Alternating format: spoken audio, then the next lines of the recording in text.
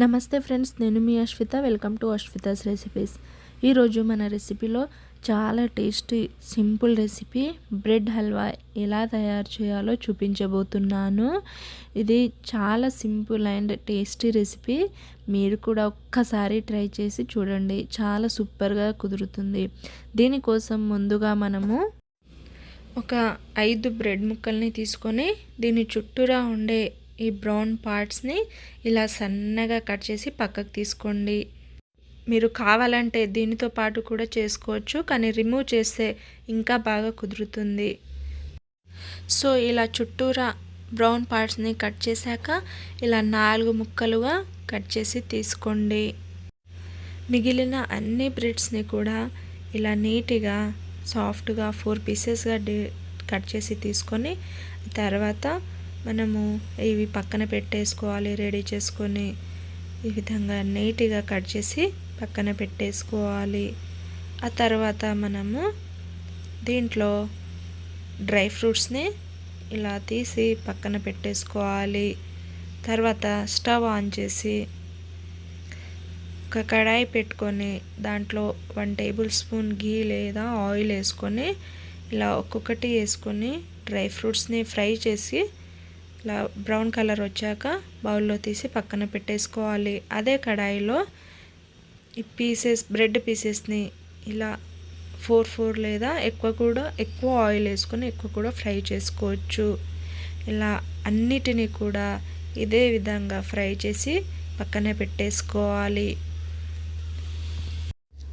మరీ ఎక్కువగా ఆయిల్ వేసుకొని ఫ్రై చేసుకుంటే బ్రెడ్ ముక్కలకి ఎక్కువగా ఆయిల్ పడుతుంది, కాబట్టి ఇలా కొంచెం కొంచెం ఆయిల్ పోస్తూ చూసి ఫ్రై చేసుకోవాలి.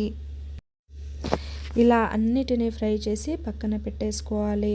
ఆ తర్వాత ఒక 1/2 కప్పు చక్కెరని తీసుకొని మనం చక్కెర తీసుకున్న క్వాంటిటీలోనే డబల్ అమౌంట్ వాటర్ యాడ్ చేసుకోవాలి.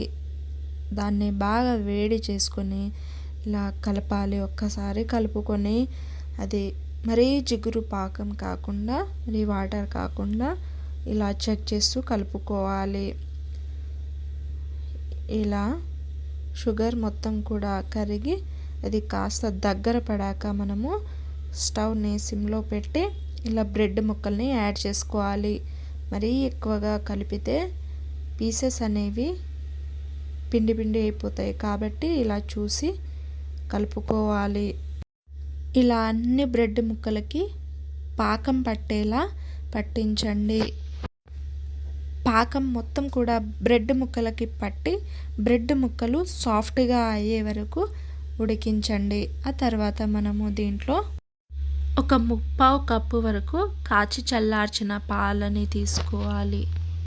ఇలా కొంచెం పాలని యాడ్ చేసి చేసుకోవడం వలన బ్రెడ్ హల్వా అనేది ఇంకా రుచిగా ఉంటుంది. మీరు కావాలంటే స్కిప్ చేయొచ్చు.